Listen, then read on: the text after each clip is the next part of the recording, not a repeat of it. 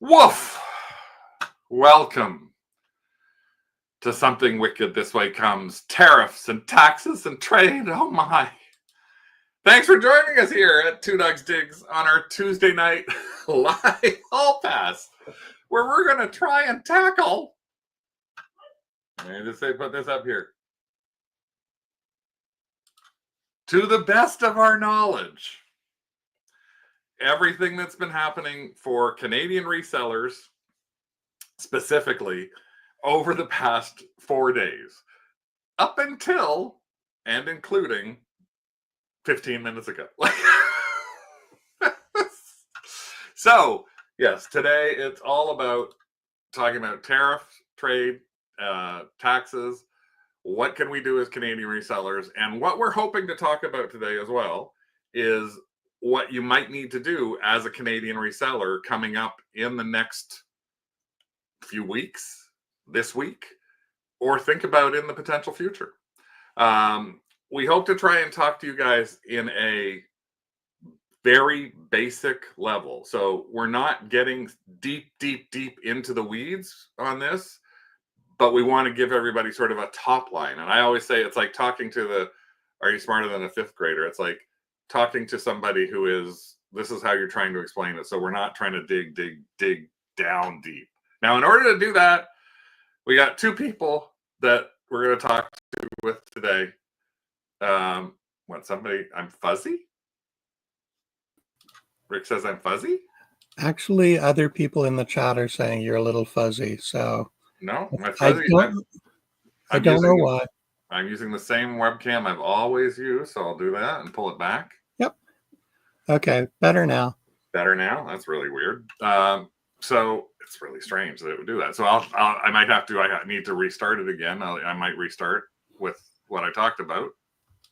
I will also introduce Carl, and he was joining us from Ottawa. I forgot. I should have started with my Cowboy Curtis Canadian hat on. Oh, wow. St. Texas. We are holding. Anyway.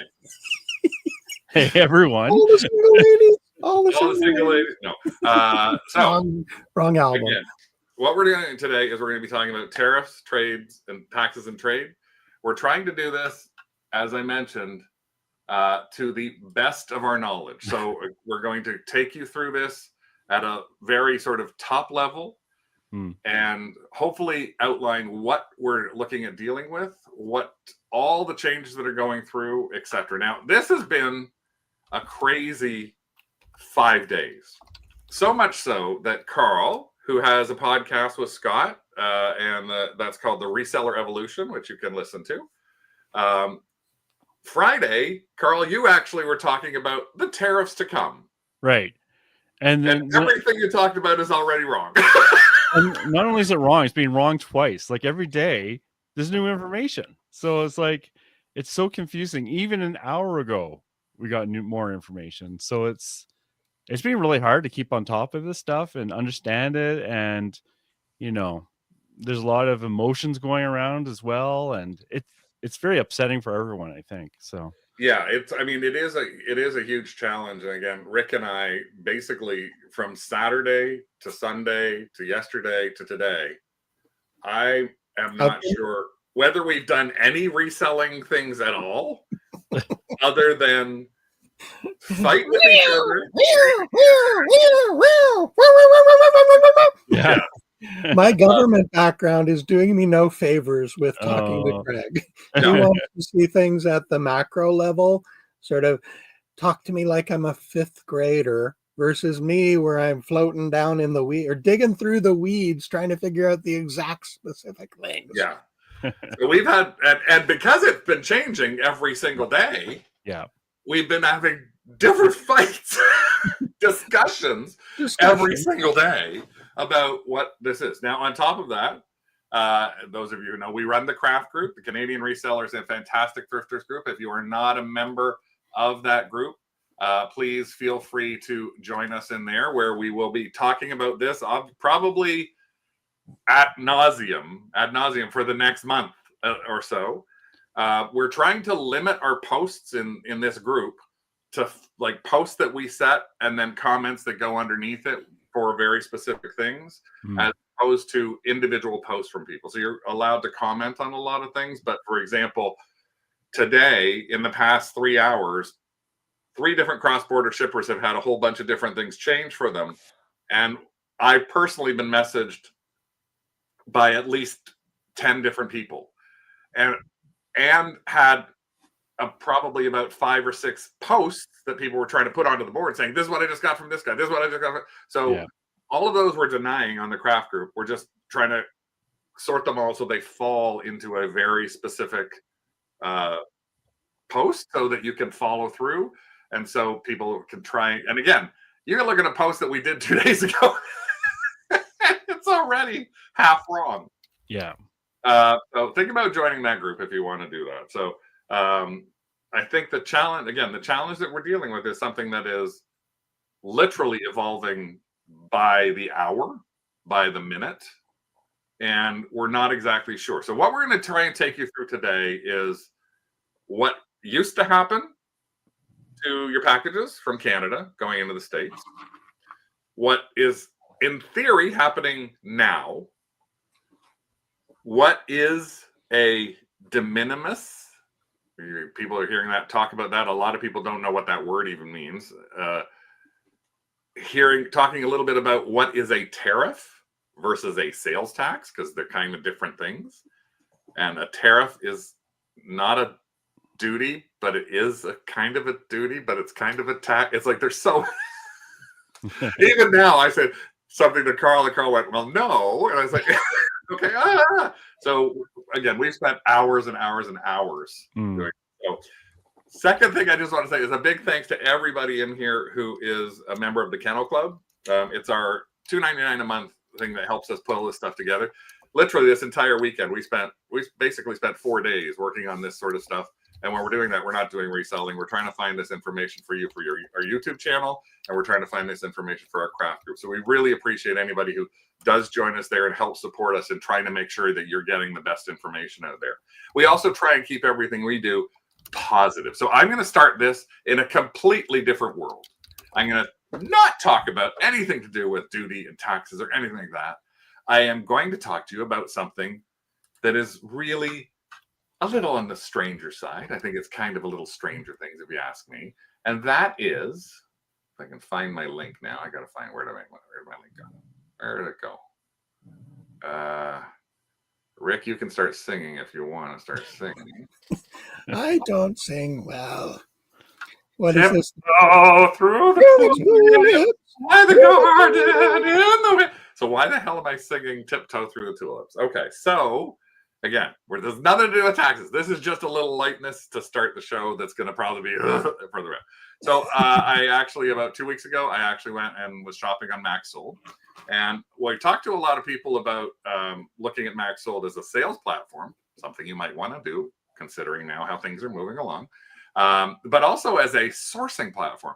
And there was something that I saw that I thought I just got to have. This was this lot.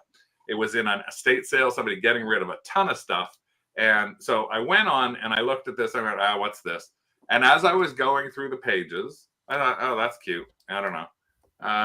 Oh, look, model trains. Okay. And then I saw this thing in the background. You just barely see it there. And then they did another shot, and there it was. I could see another picture. And here's what I looked at. I looked at this one thing on this page, this little guy beside the Colonel Sanders, the Kittle. And I need that rock that the Kittle is sitting on. Just the rock. Because I have one that Rick broke the rock on. So I while I was taking a photo, it dropped on the floor and chipped. Yeah, and it's hard to find the rocks a lot. So I was like, I'm going to buy this. I'm going to bid on this. So this whole thing, it was like literally just filled with all sorts of models and all sorts of stuff. I didn't know what half the stuff was, right? And I wasn't really concerned. And I was actually able to, in myself, I think I can bid like up to $80 to grab this lot, because that's how much I would probably pay for this. Mm-hmm. Yes, it is true. Auction lots, you never want to throw the other 30 items out you didn't want. You feel like you have to try and list them. I actually know exactly where you're coming from on this, because there are things that are in this lot that are from this model kit. Like this is a broken plane, and I don't want to just throw it out. But I did find some really good stuff in it. I'm going to do a video just on this estate sale, but this is why I wanted to show you. So we get to the pickup, and when we're at the pickup, I open a box, and inside the box, just to making sure everything's there, because I didn't want this kid to be gone. Inside everything that's there is this, which is so weird. The inside the box of models is this.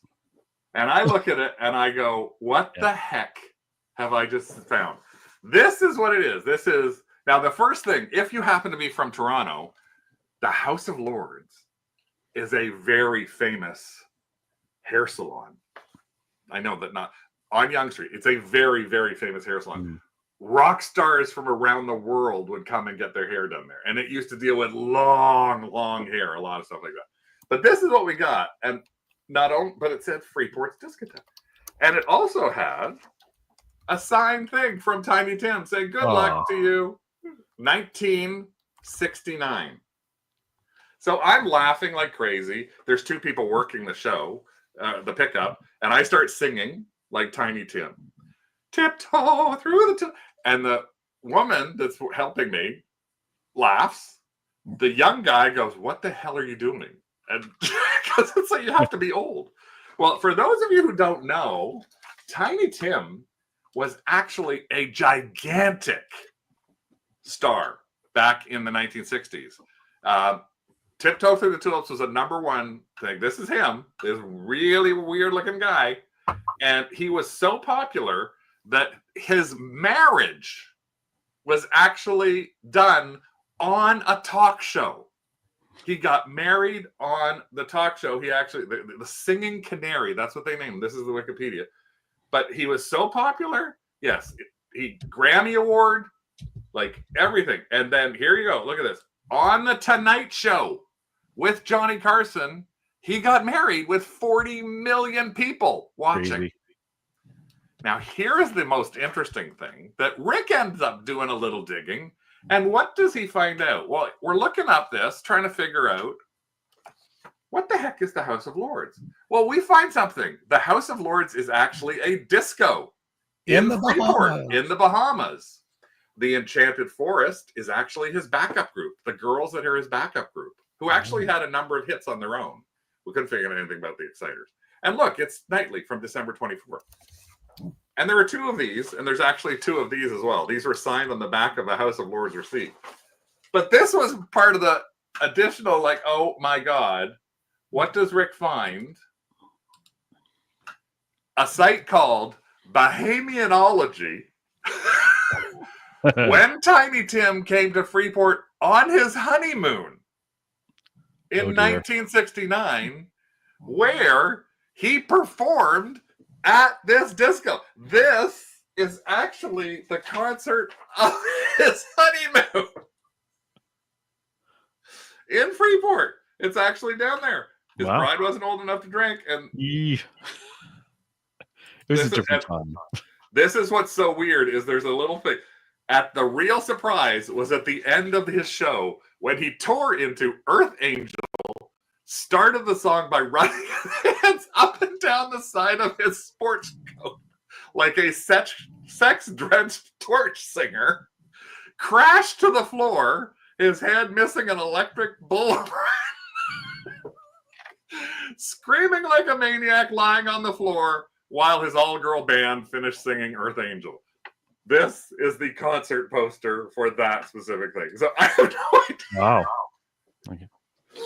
We are going to be auctioning this off on eBay once we figure out how to do these things properly. Yeah, and actually, the thing that went with that is the drink receipt that he signed. Yeah. You didn't show the other side of it. I did. Did you? I didn't see that. Okay. Yeah, I did. Sorry, I'm paying more attention to the chat. And the interesting thing is, signed Tiny Tim stuff has sold for between $50 to $150 US. Great. That is probably one of the best paragraphs written. Yeah, it is.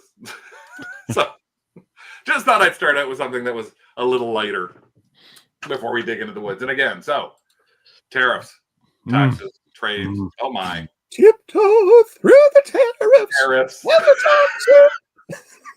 taxes? And again, We will preface this right now. This is to the best of our knowledge. We are not going to be your legal firm. We're just going to try and take you through all of this sort of stuff that goes through.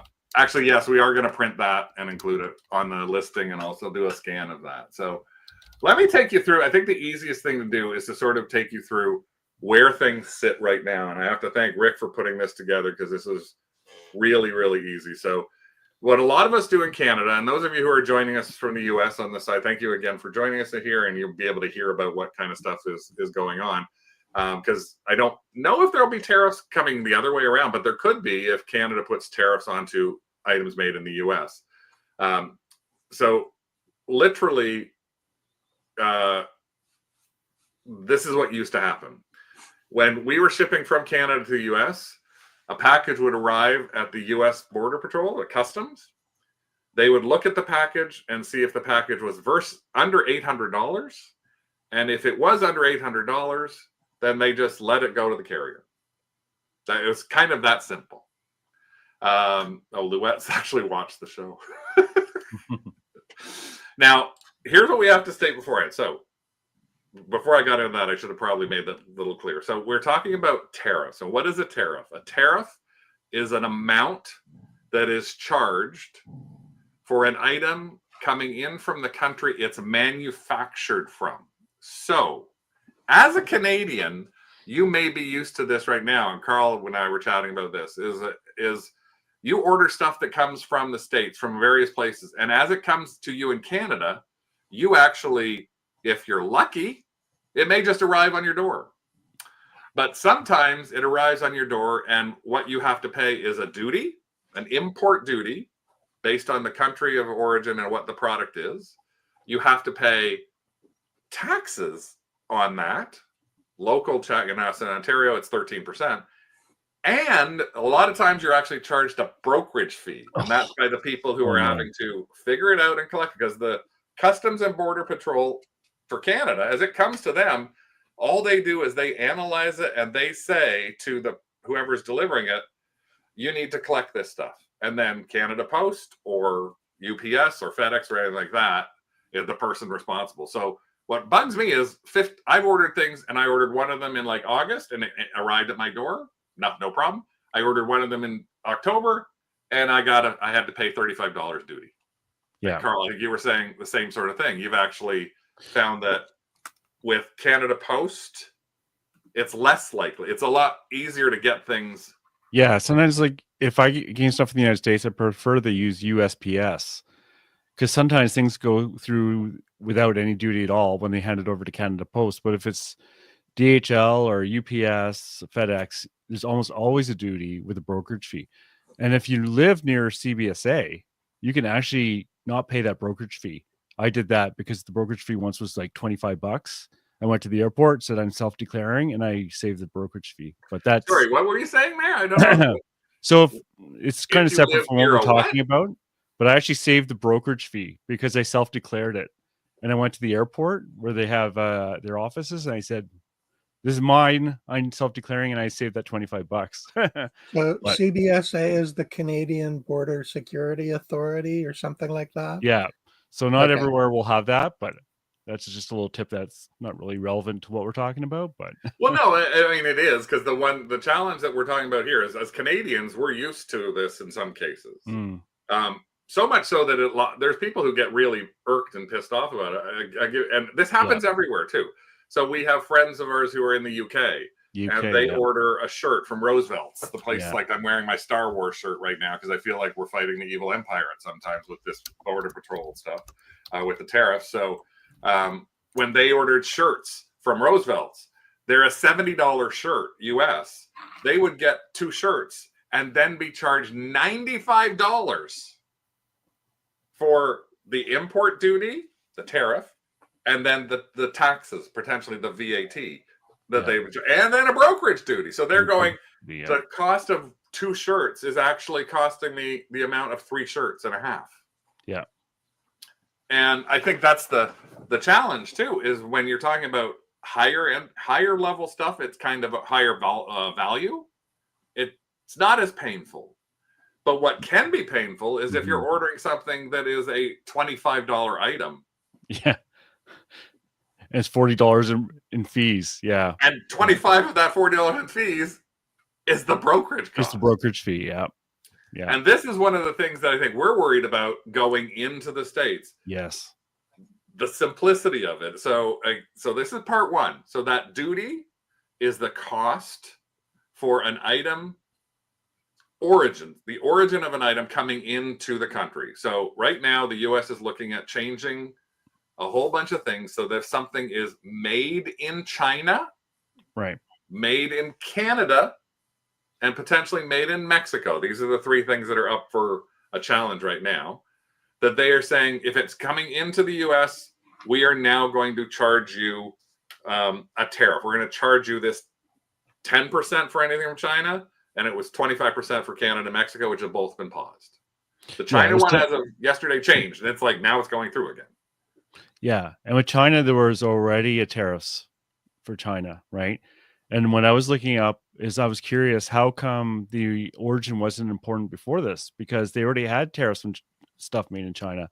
But it turned out that Canada Post was defaulting to produced or made in Canada when you're shipping, and they didn't ask for it. So it was actually incorrectly put in and no one really cared. And that's changed. So that's why, like, for the tariffs from China, it's actually not 10%. It's 10% plus what they were already paying, which was under Biden already. So right. And the part of the challenge there is there's a number of challenges even there that we're still trying to figure out. And one of them is like, how does this affect used thrifted goods? I think the theory behind the tariff is top line. It's really the manufacturing level. It's not trying to deal with us resellers. We just happen to be the fallout. we're the small fry that's getting caught. We're the really small fry. This is looking at the tariffs as a whole and what it will do, which will raise prices of everything in the US because items that they need to bring in will now have this tariff charge. Now, normally a tariff is charged to the buyer. The buyer is the person who pays for it. So as I said, for Canada, we're used to having this come to us and we're used to potentially having to pay for this and then trying to recoup our brokerage fees or anything along those lines. But most people in the States are not. And part of the key reason is this de minimis, which was the US allowed worldwide, if I'm not mistaken, right, Rick? Yep. Up to $800 worldwide to come in. And the challenge is, I'm going to guess, 90% of the stuff that came in, no one ever had to say where it was manufactured. So it didn't seem to really matter when it was a $50 this or a $700 this. They didn't ask where did that come from. They didn't care. Fact, none of the cross-border shippers in Canada asked for that either. No. Canada Post did start at, has been asking for that. But in general, it's just been stuff that, oh, look, I've got this painting. Where's that painting from? Painting was done by somebody in Australia. Okay, well, you don't have to tell them that when you're shipping the painting through. Oh, I have to sell this little mug. This little mug is like, it says it's patented on it, but I don't know where this is made.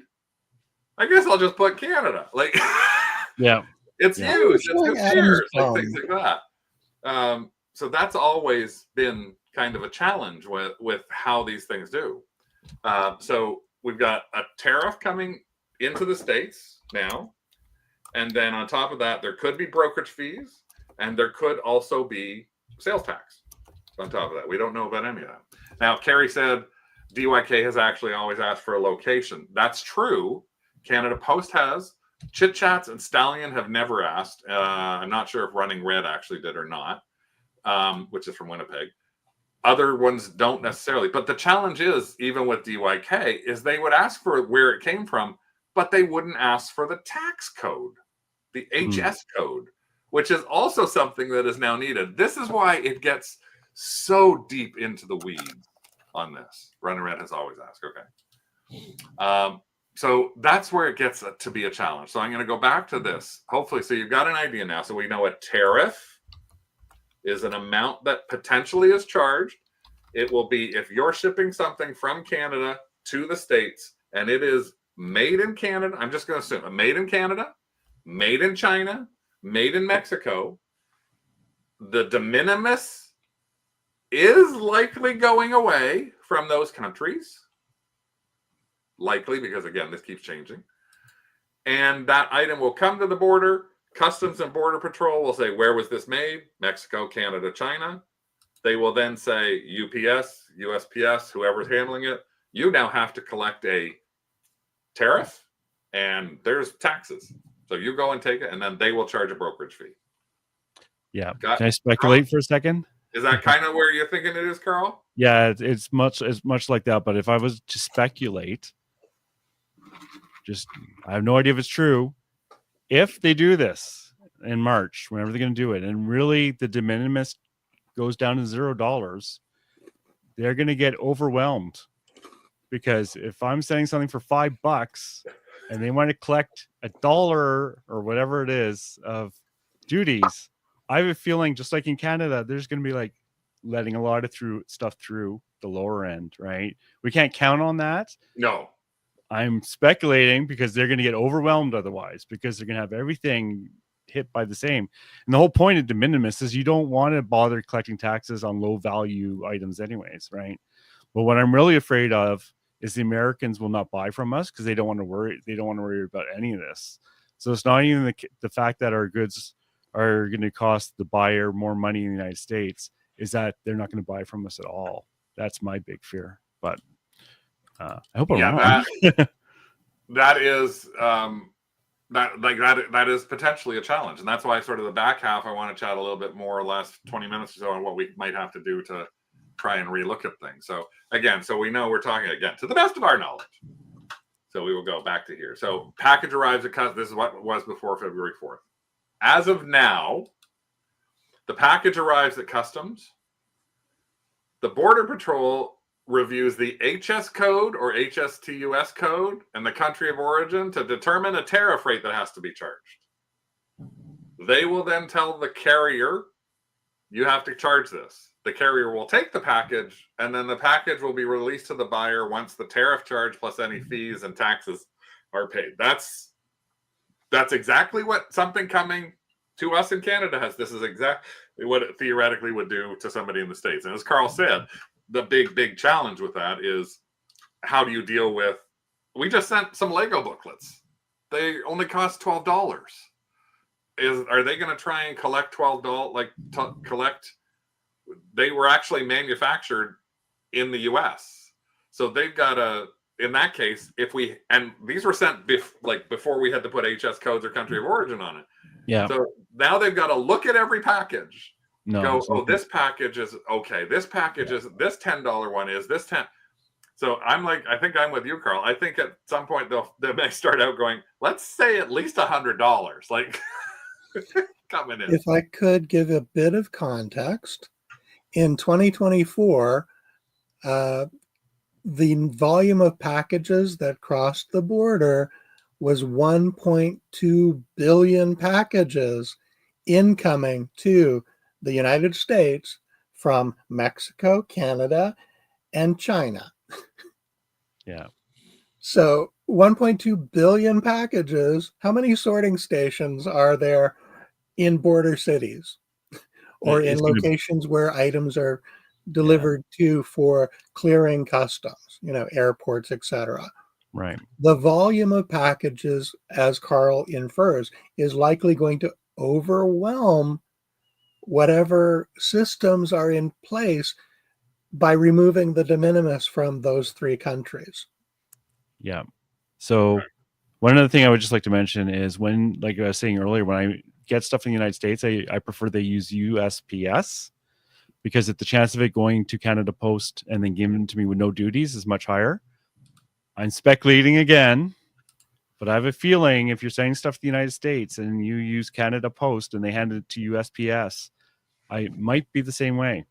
Because if it's DHL, FedEx, UPS, they may be more inclined to follow the rules to the letter. Yes, and those people also have brokerage fees that they can add on, right? So I'm not guaranteeing anything there. I'm just saying it worked one way this way, it might work the other way. So Well, but two of who the knows? packages that we just sent through Canada Post Yeah. earlier this week, we sent Canada Post. Both were manufactured in China. I did include the HS code and the country of origin. So we will see what happens at the border. It's still in process. It's going from Mississauga to wherever it gets inducted into the States. We did a test. So we had 6 packages that sold on the weekend before we paused our store. And so we sent 4 of them through Chit Chats, which does not require you to put anything about country of origin on the items. And 2 of them, which happened to both be $150 and a $200 US item, we sent those through Canada Post, which requires the HS code and the country of origin on them. So we're gonna see, because none of those have gone over to the States right now. And one of the things that we have heard is that some companies have said, like DYK was trying to take stuff across the border and they were being turned back at the border for all of their packages. So they never had, even though they had things on them that said China, they didn't have tariff codes on them. So now they're looking at trying to instigate a fee to try and collect those. So it's a different thing. So I'm just going to go into the slide that we have, which is as best, again, what we know at this time. The tariffs were imposed on goods for Canada, Mexico, and China. The de minimis exemption for US, so that $800 was eliminated, except we have found conflicting information that as of like hours ago, said the de minimis has only been removed for things coming from China or things that are made in China. So again, we can't nail it down because nobody has the answer to this. And we've been speaking in person with people from the various places, including eBay. We've been talking with eBay Canada. And that's actually a point that Andrew's making here, is he suspects the new department they're setting up will require marketplaces to collect the duty at checkout, which is the only way they can feasibly do it. Yeah, that is a possibility that they may end up having to do something like that. But part of the challenge there as well, though, is that's if it's an actual marketplace. What if it is not a marketplace? What if it is something that is sold on Facebook? That's not a marketplace. So who's going to collect that? So if you sell through eBay or Etsy, they may be trying to set this thing up. They do already collect taxes and remit those taxes. So it may be just a big thing that has to come into play for companies like eBay and Etsy to try and pull into this. It's possible, again, this but they doesn't don't do it affect the other way. Sorry? They don't do it the other way. Like when you buy something from eBay to Canada, they don't worry about that stuff. No. We are a smaller market, though. So that's the difference. Yeah, one of the things that Craig mentioned to me that when we were having one of our discussions was that perhaps at some point in time, Canadians would be prohibited from selling on .com and be forced to sell on .ca only, depending on those sort of factors. Don't put that vibration in the world. I'm sorry, but it happened. Well, one of the things that we actually had to do, Carl, is and this is something that is part of you need to think about this if you are selling on a platform like ebay.com. Years ago, at eBay, we were directly told by eBay people multiple times in person and by phone and by email that if we're using a cross-border shipper, we should put our US address in.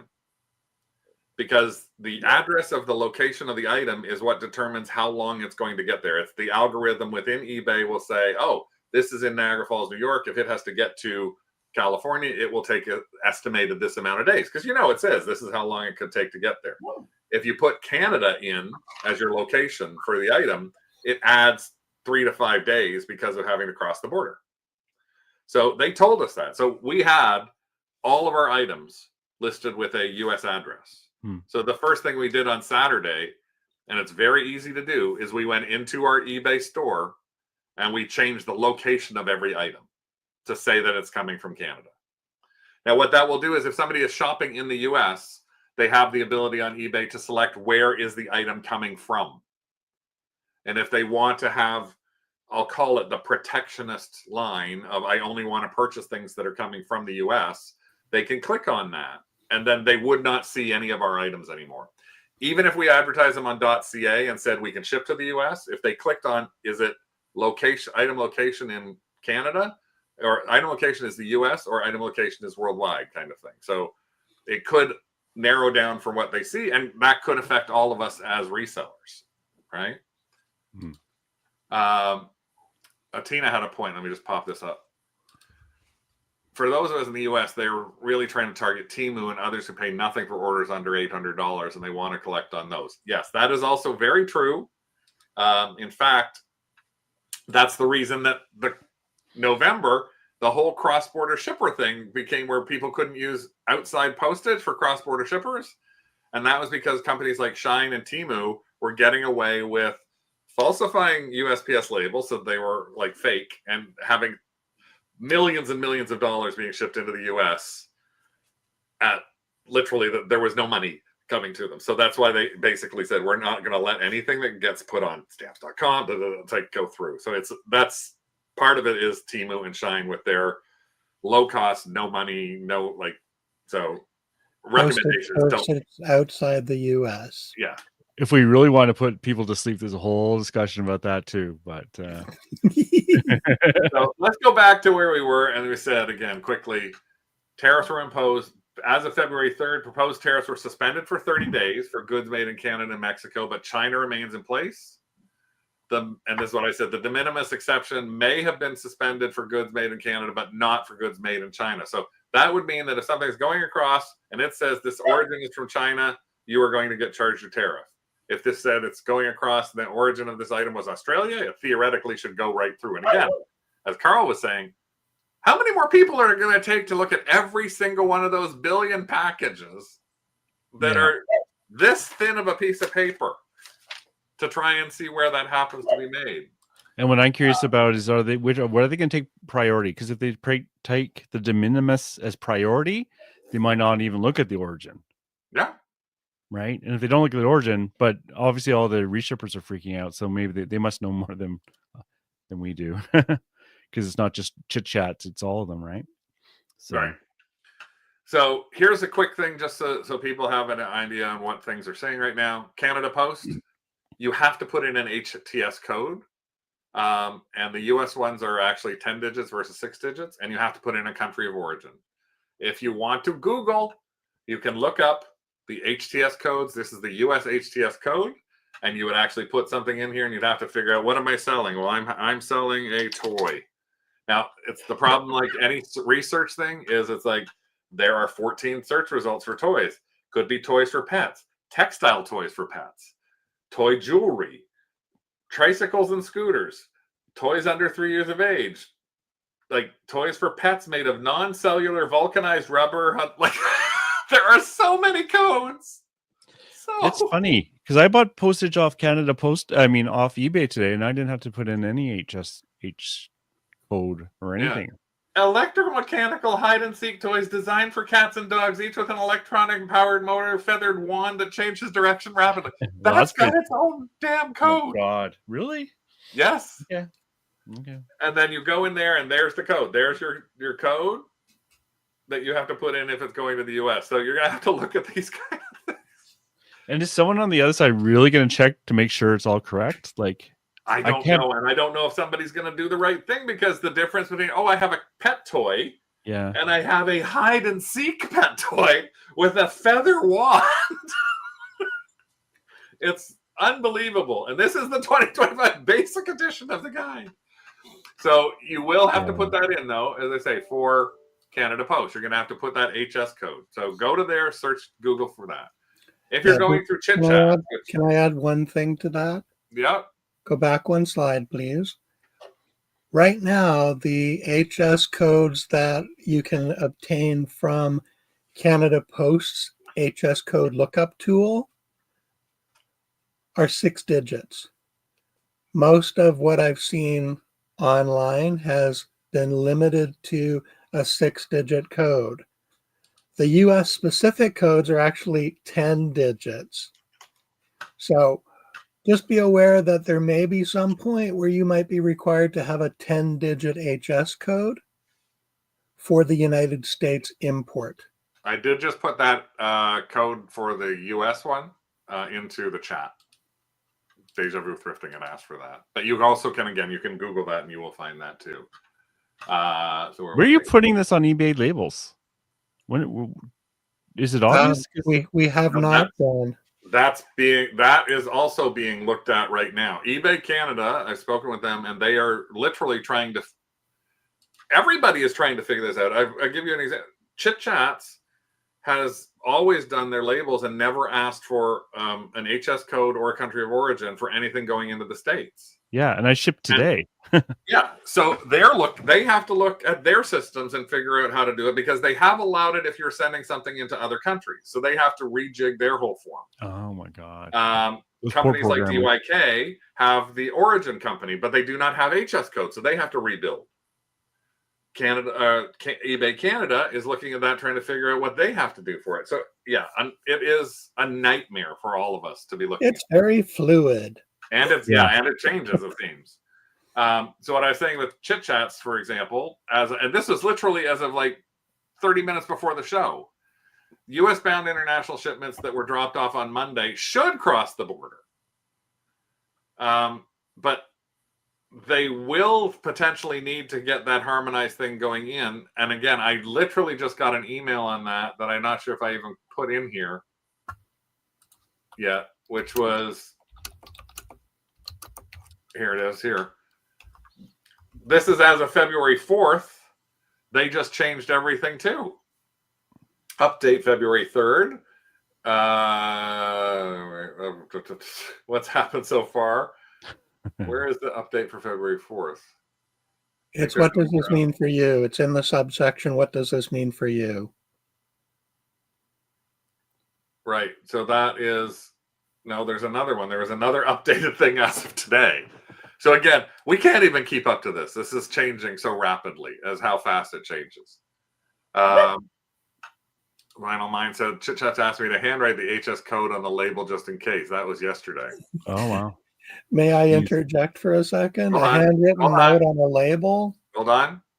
Vintageous, thanks for joining. That's a new name. What I'm struggling with is, will the tariffs even be a thing? It seems like it's a bargaining chip and may never come to fruition, and you're not changing anything until you know. Well, Vintageous, the challenge is, it is a thing. It actually is coming into play in items that are made in China. It is now a thing. It is definitely something that is actually going to have charges. So you need to be prepared for a buyer to actually get something and say, what the heck is this? I'm not paying it. Now, there's a lot of challenges with that. Again, eBay has something, if you won't accept customs that are sent to you, then that's your problem, and they actually protect the seller. But if you don't sell on eBay and you sell on Etsy, or you sell something through Facebook Marketplace, there's nothing like that to protect you. So you may have an item that goes down there, and theoretically, somebody could be telling you, wait a second, they wanted $35 for me to have these $20 worth of Lego books given to me. So you have to think about that. I want to stress more than ever, you really need to take this seriously, not as a potential threat, but as a factual thing that is coming that you have to be prepared to handle. So I hate to say it, but I think that if you are just thinking it might be used as a leverage, you need to worry about that, because any day, this China tariff literally is effective as of today. And as of 3 days ago, it wasn't in place. So how it's going to affect things, we just don't know. And I would just hate for you to send stuff across the border that is made in China and then have somebody who bought a $40 something from you tell you, I've got a $60 bill. You need to pay this because I had to pay $60 to get your $40 item. And that could happen. Oh, yeah. Yeah. Right. One of the items that we sent through Chit Chats was made in China. So we're going to have to see what happens to it. It's a Hallmark ornament, a mini ornament. It's not worth anything. Not from China. It's items that are made in China, not from China. That's a mistake you're thinking. It's not items that come from China. It's items that are made in China coming into these states. So if that's why DYK could not take anything through when they got to the border because it's made in China. It doesn't matter where it's coming from in the world. If it's made in China, it will have a tariff put onto it. That's the key. You've got to remember, it's not where it's coming. It's not like it's coming from Canada. That's the whole thing about tariffs. It's where the item is made from, made in, not where it comes from, where it's made in. Mm-hmm. So now we did watch the news earlier this evening, and they were interviewing truckers that are going across the border. And there was a trucker that was interviewed who said specifically, we weren't allowed to cross the border because some of the parcels in our truck were made in China. We had to offload those parcels, and now we're going back in line to hopefully make it across. And what DYK actually said to us in an email is they actually packed their trucks were turned away. I believe Run and Red had the same problem. I'm not sure, but their trucks were turned away. They have to now come back to their locations in Toronto and Alberta. They are going to sort through all of the packages in their truck, pull out all of the packages that said on the manifest that this was made in China, then put the things that were not made in China back onto the truck, and it should go through. That's the way that it's working right now. And then DYK is actually trying to figure out a way to actually charge that in a way. Sorry, it's like charge. We for live it in on interesting your behalf. times. Oh yeah, it's sort of all over the place. So And it could change next week, right? it could change tomorrow. Yeah. Right. So but everything that they're doing, all the different companies are all talking is like Stallion Express is saying that they need to collect additional information that they're still trying to work through. DYK has to have things, but they're going to be looking at trying to collect the duty in advance. And then this is kind of what used to happen with stuff, but I think this is getting further and further into the weeds that we Too much in the weeds. Yep. don't need to get into right now. Again, the key that you're looking at is if you have an item that is manufactured as of today, Tuesday, February 4th, that is manufactured in China and being sent from Canada into the US, it will be subject to a tariff of 10%, potentially on top of the tariff that's already outstanding for that particular item, as Carl said. So you theoretically, you need to look up the HS code, just like if you were sending something to the UK or sending something to France. That's the thing. A lot of people don't realize this is not new. We have had to, for a little while, had to send, whenever we're sending stuff that's in various over to other countries, we have to put in a HS code. I think those of you who are on, even if you're in the US, you're used to putting in an HS code for something that goes to a foreign country. So this is something that even, again, that's part of the challenge. Nothing states used item versus new item. So it's, so the assumption, I would think the easy thing to think is if I'm seeing something come from Craig Dawson to Sherry Williams, and it might be an old pair of jeans or some jewelry, it's pre-loved. Who cares? It's worth $10. It's not going to get caught. No idea. That's why us resellers are literally the bottom of the literal heap. They are not worried about what we're going to be dealing with. We're kind of stuck with whatever they come with from the top. And the top side of things is where they're talking about it for lumber that comes into the States and electricity that comes in, or food that comes in, or like any of these kind of things, or from China, fashion, fast fashion, Temu, Shine, all of those things that are coming in from Mexico, avocados, like things like that are coming in. Those are tariffs. Those tariffs that are going to be addressed right now only from China, but soon to be from Canada and Mexico, means that the avocados that you buy in the US are going to go up by 25%. And the person who's going to pay for that is the person who receives them in the US, the store, the manufacturer, and that is going to be passed on. That's what this does. It does raise prices for everybody in the US, whether it's a new home, electricity costs, food, maple syrup. But it also now is a used pair of jeans, an old toy from the 50s, some jewelry that you got in an estate sale. This is all kind of in that world. And that becomes the secondary problem, which is, I think 30% of the stuff that we have, we don't know where it was made. Mm-hmm. Yeah. This thing here, the little guy. I thought, oh, it must say made in Japan. No, there's not a single manufacturer. If I don't have packaging on something, I don't necessarily know where it's made. So I have to. I wish. Yeah. Like what were you saying, Carl?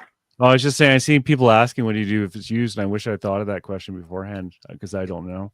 No, and the other thing I'm worried about too is a backlog at the border too, like shipping delays. If I may, especially our prison underwear. That's brand new, but that was actually the thing about our prison underwear is that was actually made in New York. So that's not a problem. Yeah, I think if you look back at the HS lookup tool for the United States that you had earlier, Craig, we actually did a quick search before the show began for the words used, vintage, and antique. And the only thing that came up from that search was antique. Yeah. So there is no delineation between new or used. It's all about the HS code and the country of origin. There's 1,000 search results for used, but what it is when you say used, it's what's prepared for use. It's like feathers used for stuffing. It's not used clothing. What about if you unknown? Put in the word vintage, it literally comes back with not a single match. If you put in the word antique, surprisingly, with something like this, it has to be 100 years old. And there is actually only one category, I think, two categories: an antique exceeding 100 years of age, and then I'm not sure why, but a light emitting diode. So antique bronze finish. If you look at the description, it says with an antique bronze finish. So that's the only reason. What about unknown? Like you type in unknown. I'm just curious. Oh, you're going to get a lot of results. If you look at the other is the thing that shows up a lot in these code lookups. I'm trying to look up other. No. Okay. But yeah, that's the challenge that we're trying to figure it out. So what we want everybody to do is think about a few things. So we're going to sort of pivot a little bit to this. And yeah, Lisa has a comment that I've had some people say, which for an unmarked item, you use your best guess or you use Google Lens and see if the same item's there. Again, what this does for us as resellers is it adds so much extra time. Everything we sell now, we've got to package it up. We got to figure out an HS code. We got to figure out this. And what happens if you leave the field blank? I know if you leave the field blank and you take it to Canada Post, they won't accept it. Like it will stop. It will not go anywhere because it has to be filled in. I don't think if you leave the fields blank, you can print out something, can you? Actually, at this point, the Canada Post packages that I sent, it was actually an optional field to fill in. So again, going forward, if the destination is the States, it might now require some sort of input of those fields. Again, I don't know. I'll find out tomorrow because I printed a shipping label today for Canada Post, but I haven't dropped it off yet. So here's what we're talking about when we're talking about things to think about for the future is and again, I wish we had a very simple, hello, folks, this is what you have to do, but we don't. So what do we recommend? We're recommending to the members of our groups who watch us here on the YouTube channel, we're recommending within the Facebook group, our craft group as well, that you literally pause your sales. I know it's painful to think about doing that, but through platforms where you have to ship into the US, we are recommending that you pause your sales. So pause your sales on, you can do it a couple of different ways. Pause your sales to the US. If you list on .com, you have to put your store on hold, like vacation mode. If you list on .ca, you can go in and update your shipping business policies and exclude the US. And that will allow you to remove the US, but then still ship around the world and ship within Canada. If you list on ebay.ca and you haven't normally put in the US, you don't have anything to worry about. If you list on Poshmark Canada is a Canadian only site. So you're selling within Canada, you don't have anything to worry about. If you list on Poshmark.com and use a cross-border shipper, you got big challenges ahead of you. Not only are cross-border shippers saying they aren't allowing, I don't know whether DYK will still allow it. And I'm pretty sure Stallion, I've asked them I'm pretty sure they're going to stop it. They were allowing the US stuff, but they won't. They will not allow Whatnot at all now if you sell on whatnot.com from Canada. If you're selling on Facebook Marketplace, maybe take a look at pivoting and saying, I want to look at stuff that's Canadian. So, for example, we deal with a lot of Canadian stuff that's vintage. There are many Canadian Facebook groups for vintage Canada dolls, vintage Canadian chalet glass, vintage Canadian matchbook cover, vintage Canadian this, Canadian that. So take a look at and start looking at your groups in Facebook and see if there's a Canadian equivalent for you to maybe look at. Because again, as Canadians, shipping within Canada, we know I got some stuff I'm sending to Carl, and it's like, hey, Carl, I got some stuff for you for free. Do you want to pay $25 to get my stuff for free? Because we're used to paying 15, 20, 25 bucks to get items sent across the country. So you may still be able to do that and look at your local Facebook Marketplace. And maybe that's another way you have to start ramping stuff up. Now, some people, it's great. People like Charmaine and Brian Camphorst, who are both usually in here. I'm not sure if they're here today. Yep, they're here tonight. They are Facebook Marketplace mavens. I was going to say mavens. They are Facebook Marketplace. I know you so well. They have, I believe it's close to 900 items on Facebook Marketplace selling locally in the Windsor and surrounding area. What? And they sell items constantly. So that might be something you need to start thinking about doing. Carl, you have just recently, but you still are doing, you have a table at a flea market. Oh, yeah. I'm almost breaking even now. Hooray! Because what may end up happening is you may see more people, again, shopping Canadian. Because you might, too. And also, if you're not selling stuff that's made in China, this won't really affect you much, will it? To the United States. Theoretically, no. So you need to look at what you're selling as well, right? Yeah. It might inspire you also to ship to Europe. But it's not like Europe doesn't have tariffs and stuff too. But yeah. I'm not sure what that free trade deal we have. I'm not sure if that affects that or not. So, but anyways, but then it's like, are you going to pick up everything you get at a thrift store, turn it over, and go, "Oh, this is made in China"? Yeah, well, yeah. It depends what you know. Some people specialize. I don't. So for me, it's not practical. And I agree. I know, but that's I understand completely. The thing is, even with the challenge with the de minimis going away, as you said, it probably will still slow things down going into the States. Yeah. And you never know at what point they're just going to start opening things because, sorry to say, sellers be lying and not putting made in China. Yeah, that was going to happen too. And if they get pulled aside and open, they're going to have even bigger problems because if they open that up and they go, "What's this?" and it says "Big Made in China" on the bottom, that package is going to be coming back or being thrown out or something. Right. I think so. Again, that's the nice thing is if there's nothing written on it, you're cool saying it's made in Germany. But yeah. But again, so what I'm saying with Carl is you're looking at something where you've got a new way of selling. I said to Rick, guess what, Rick? We might start looking at taking a table at an antique fair. To be discussed. Exactly the response that I got. Actually, now that I'm retired, I'm open to it. Yes. But again, there are two things happening here as well. There is a big proponent of Shop Canadian that's coming out. There are huge numbers of people who are saying Shop Canadian. Now, shopping Canadian can mean going to a flea market, can buy on Facebook. I'm going to do a Facebook Canada group. I'm going to shop on ebay.ca, on poshmark.ca, on Etsy for Canadian things. We just sold 3 things in the past week in Canada on our Etsy platform. And one of them was not cheap. So it's again, there could be this big Shop Canadian thing that comes out of this, the same way that in the US, they could be looking at Shop US at this, right?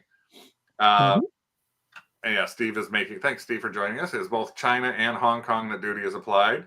They could also require a certificate of origin. And yeah, and Steve, that's the really weird thing is too, when you're starting to talk about a certificate of origin, it's like, what do you do if you're a thrifter?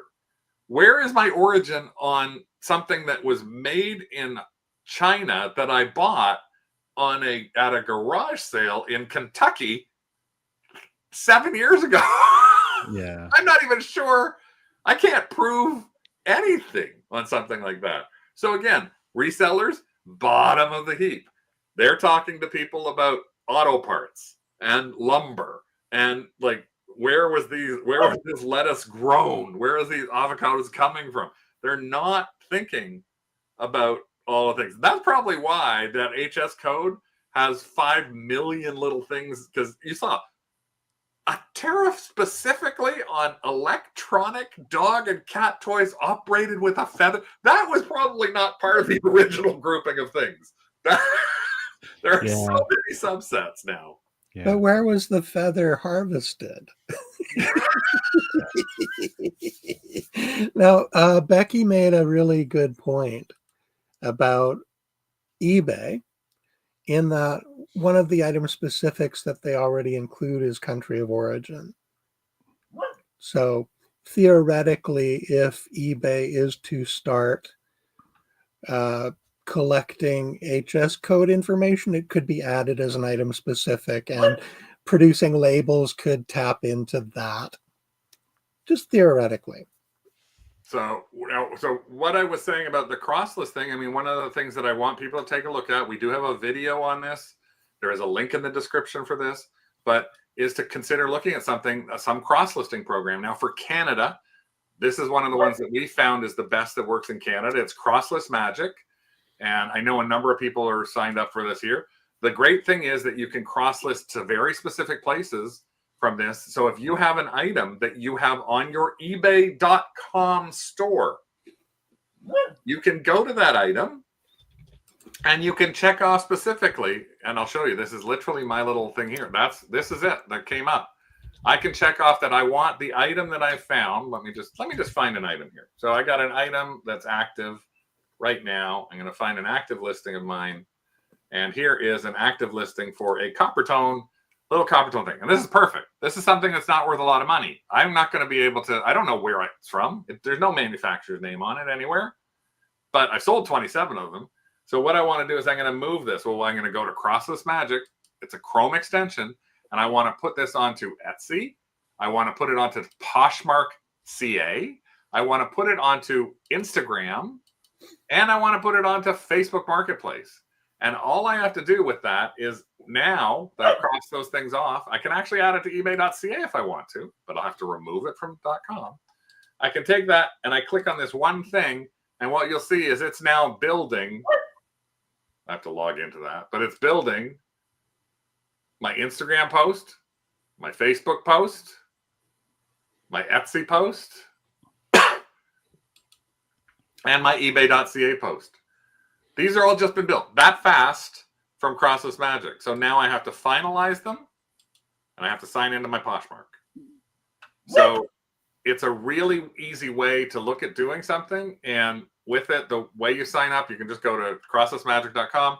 If you do sign up, it's free for 7 days, so you can try it for 7 days. And then if you use the code 2dogsdigs, you get 50% off. It's $9.99 a month, so you get 3 months for $5. So for $15 and 7 days for free, you can basically get the next month or next 3 months to be able to go, I want to move this over to here. So you can move stuff to a Poshmark.ca and see how that works. And we're going to try, we don't have a lot of stuff. We actually almost closed our Poshmark store down. I'm going to reopen our Poshmark store, and I'm going to move a bunch of stuff in the next few days from our Etsy store, from our ebay.com listing into Poshmark.ca. I'm going to try and build a couple of Instagram posts saying, hey, this is available. Bluette says she recommends it. Unfortunately, this does not remove something when it's sold. That's the one thing that it does not do. A couple of the others do it maybe okay, but this is one of the few that actually works with Canadian. So there's a number of cross-listing programs out there, but they actually don't let you list to Poshmark.ca. There's a big problem with that. So just write that it's cross-listed in your code, so you know you got to pull it from other places. So, so that's the kind of things we want to talk. We're trying to sort of say right now is you got to pause. We're recommending that you pause, as painful as that is, from selling to the U.S. on any items that are from China. But we're pausing completely for a week until we start figuring out more, because it's been changing so rapidly. We're pausing all of our sales on Etsy. We're on vacation mode, and on eBay we're on vacation mode for a week. Start looking at other places like Posh.ca. Start looking at Facebook Marketplace locally. So it may change your thrifting habits. Start looking at local shows, fairs, antique malls, flea markets, things along those lines. Those might be other ways that you can try and deal with it. But unfortunately, it's an ever-changing thing that we're just not going to be able to easily say, oh, this is all you have to do. Carl, what do you think? Yeah, it's so hard to shut down if this is your full-time job, right? Like, I'm not sure. I haven't decided yet. I haven't changed anything. I'm gonna see how it's going because that's it. Like 90% of my sales are to the United States. Mm-hmm. So 95% of ours are there. Yeah, so it's hard to say. I haven't decided yet. I'm still thinking about it. Yeah, again, it's a gigantic challenge for us. Somebody who's been pulling in over $50,000 a year from the U.S. for 25 years, this could be a major blow to our income. Major change to how we thrift, on how we shop, on how we sell. So there's a lot of things that we're sitting there in a world of uncertainty for 2025 in more ways than one. But in the reselling world, we're completely up in the air. And hopefully in the next month and a half or so, we will get things set into a better play. We'll be able to know that it's very simple. All you need to do is look up an HS code, put in country of origin, and then ship. And hopefully you'll still have those US buyers. You may lose 25, 30, 40% of those buyers who decide, I'm not going to search for anything that ever comes from anywhere outside of the US. I only want to buy from people within the US. Now, in our group, Craig, somebody suggested that they're continuing to sell to the States, and they've added into each of their listings a statement that taxes and duties may now be charged, so that their potential buyers are aware. Yeah. And I think that's part of the communications effort that needs to be made, is that American buyers are going to have to be aware that, hey, you might be charged duties and taxes. I think the thing is with that, though, Rick, I think the challenge is putting something like that into your listing description is frankly useless. I see people I see people when I'm looking for stuff, and I see this diatribe of crap underneath their actual listing that talks about, I own a vintage shop, and if you like anything, please let us know if you're looking for this. It's like all this stuff that it's like no one cares. Yeah. Half of the other listings are using AI right now. So it's a bunch of bullshit on what the description is. I think that has to happen. I agree that that's possibly needed, but I think what's going to be needed is for somebody like an Etsy or an eBay to have a pop-up. Yes, eBay needs to come out with messaging that for Americans when they buy from Canadians. If I'm locating my item in Canada, something needs to pop up to that US person saying, before they purchase it, saying, note, this item is coming from Canada and could be subject to tariffs and taxes. Yeah, I'm just suggesting that one of the people in our group posted that's what they were going to be doing. No, I understand. I'm just saying, I think that I'm not going to revise 700 listings on eBay to say, hey, there might be a potential of something happening. People don't read, but I also think a week from now, we're going to know a lot more. Yes. Because this, like the fact that they, an hour ago, I thought with them moving everything to March, all the problem was gone. But now this country of origin thing that just came up in an hour, it's not just us. A ton of people will be affected. I think there'll be more information within a week. Because like I was saying before, they're going to get so many packages going through. And let's be honest, like 80% of stuff is made in China. right? So there's practicalities of this, and Yeah. a week from now we'll 1.2 know. billion packages last year. Exactly. You're gonna be the guy who opens every one of those and it's like looks at the Sure. bottom. Where's this made? Yeah. And I understand, Vince Rager. I understand that it's like it's not. This is our recommendation as 30-year resellers, as the folks who run our craft group and who run the YouTube channel. This is how we are recommending that people handle it. Carl even said he's not putting his stuff on pause. I'm just saying our recommendation at this point is the safest thing for us to do. We do not want to sell something that we're going to end up having a $100 item somehow get stuck.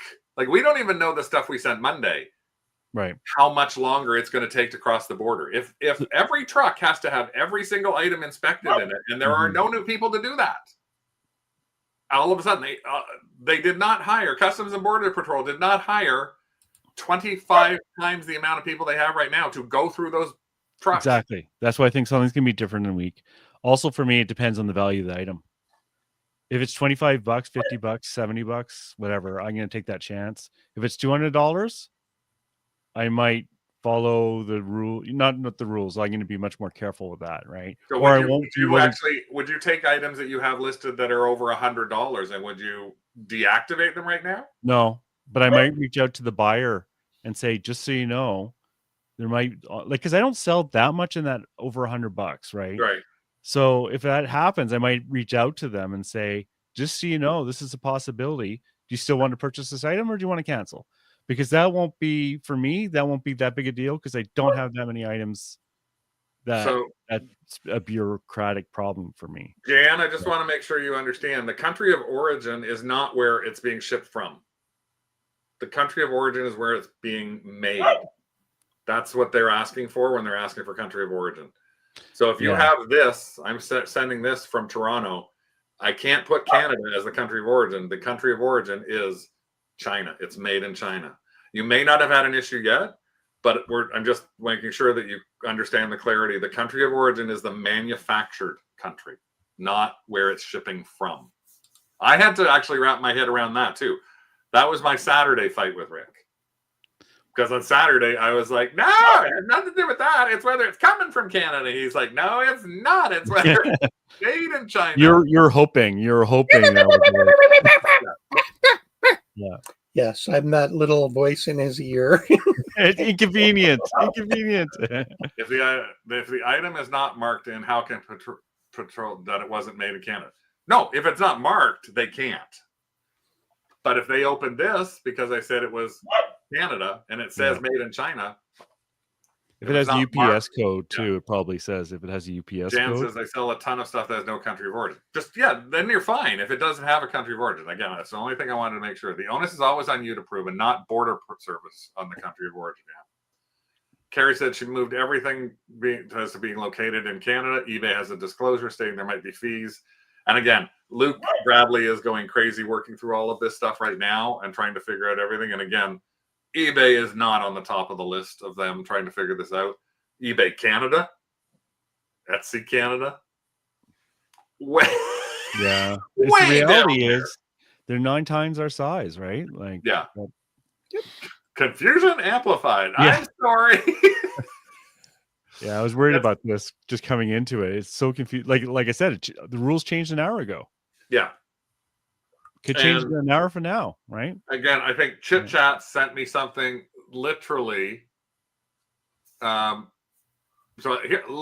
just literally got this from DYK.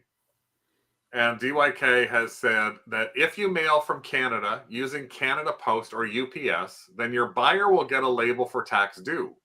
However, we are doing a courier injection of informal entry, and Customs and Border Patrol is not going to pull packages and then do the tax due on them.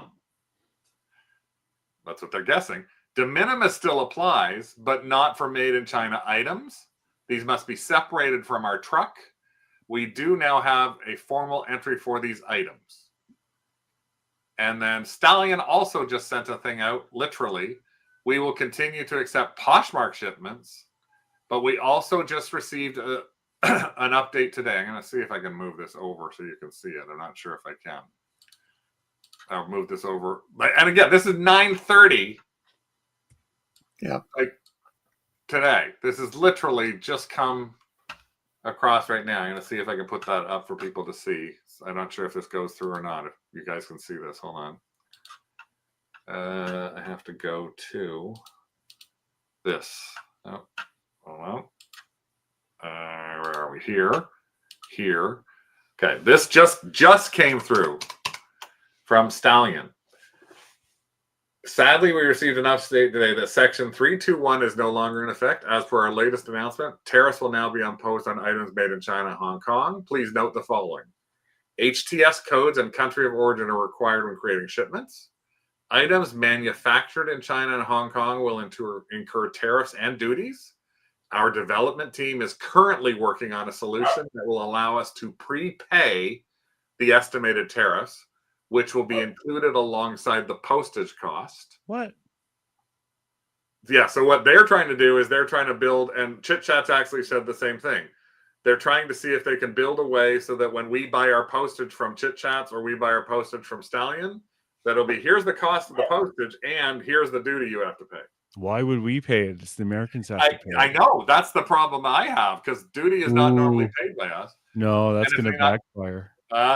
If the items are not from China or Hong Kong, this system will allow a way to upload manufacturer documentation showing proof of origin.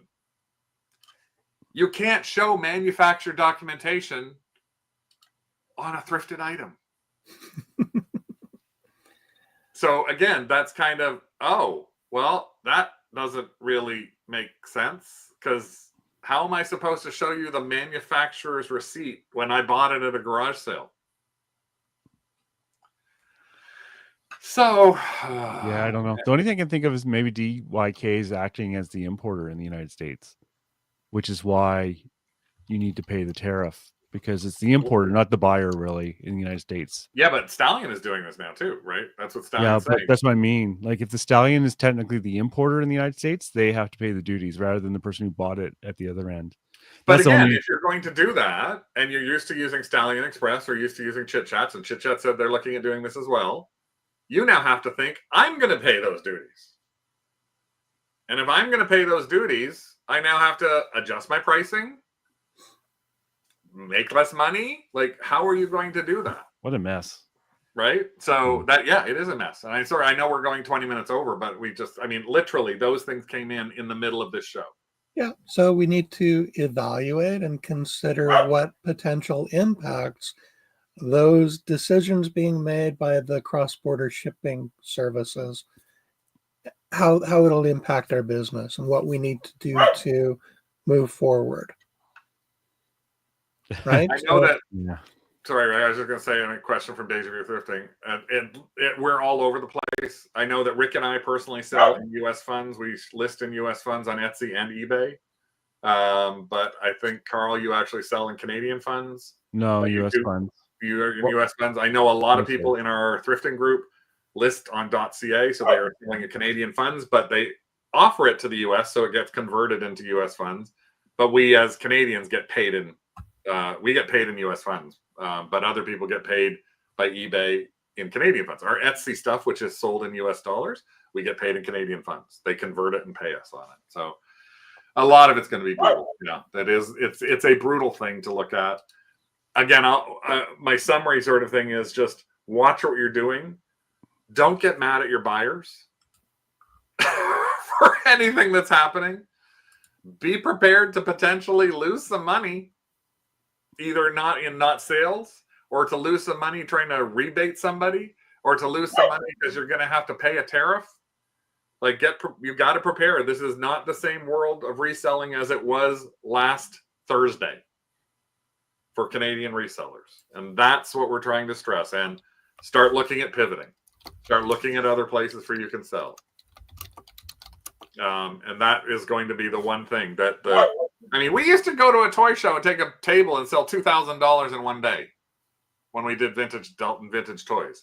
You could go down to the vintage clothing show and sale in Toronto that happened twice a year and see people selling hundreds and thousands of dollars worth of sneakers and t-shirts and everything like that. So there is a market within Canada, within our millions of people in Canada. There are people who collect Star Wars and Hello Kitty and vintage jewelry and Pyrex and typewriters. And we have a max sold sale on right now. We've got somebody bidding on our max sold sale for, see if I can find the link I had at one point. We got people on bidding on our max sold sale right now that ends this week. And we got people bidding $90 on this lamp. $140 on a Fujifilm sign. Nice. $43 on a typewriter. We could have shipped that typewriter through the US. We could have shipped that Fujifilm sign through eBay. So again, that's something actually I'm talking to Max Sold about tomorrow, is what are they doing to try and incentivize people to try and start listing with them again? Because the new owners are completely different. Mm-hmm. Becky says, I think I am not okay is my new lifestyle. Good night. Thank you, Becky. Becky's also married to a Canadian. So hopefully, again, it's a challenge. I hate that we have to go, but we're just trying to get people to know as much as we can. I really thank you, Carl, for being a part of this, trying to help us navigate something that's the unnavigable. Yeah. I think over time, like I said, next week, I think things might be a little more clear. Again, for anybody who's in here, please look at joining the Canadian Resellers Facebook. All you have to do is go facebook.com/Canadian Resellers. You can join that. We have probably had 100 people join our group in the past 5 days. And we will talk as much as we can there as we learn more and more information to try and let you guys know that it's an ever-evolving situation. I thank everybody in here who is, as I've always said, somebody who is a supporter of us in the Kennel Club for $2.99 a month. You can join us in YouTube. We have exclusive videos. We have a research deck. We have all sorts of stuff we have its own Facebook group too for the Kennel Club. On top of all the stuff that we do here for you guys on YouTube and for the stuff that we do for you in the craft group. So it's really appreciated when you do all of this. And yeah, as Rick said, don't feel defeated. We need to figure it out. All of us Canadians are in this together. I'm actually talking to Deja Vu Thrifting about shipping. Maxwell doesn't do it, but they're actually trying to get people who hold shows to do it. But yeah, so don't feel sorry. It didn't mean to make you feel super defeated. Just think about switching it up. And maybe through the taxes, through the tariffs. Tiptoe through the tariffs. And the bottom line is we can still sell to the United States. This is not the end. Yeah. Right? This is just more bureaucracy that we might gigantic hill. Yeah. But it's still there. Hey, we're gonna get rid of a lot of competition to Canadians who sell to the United States. Well, that's actually, you know what? That's a terrible thing to say. I did actually have this little discussion with Rick that said, well, we may have a lot less resellers to compete against. Yeah, a lot less people thrifting in the stores. There you go. Positive ending. So there's a lot more activity on Facebook Marketplace.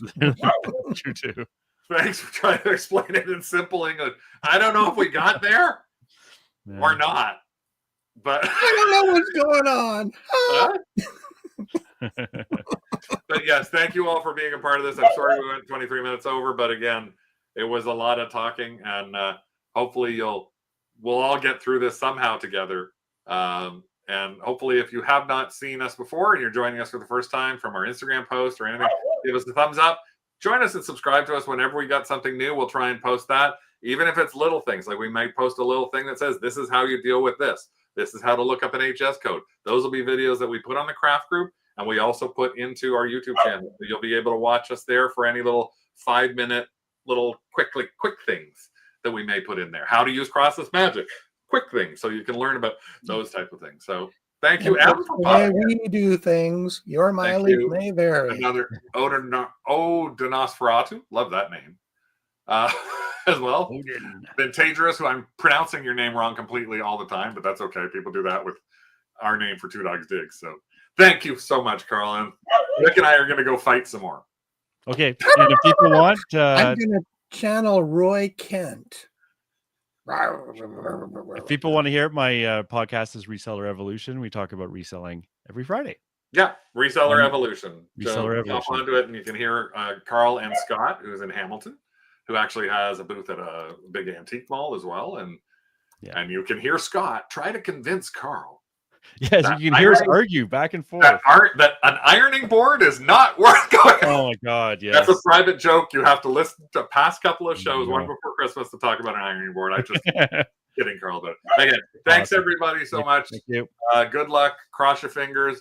Ride the wave, and Yeah. think about pivoting. Woof. Bye, everyone. Bye.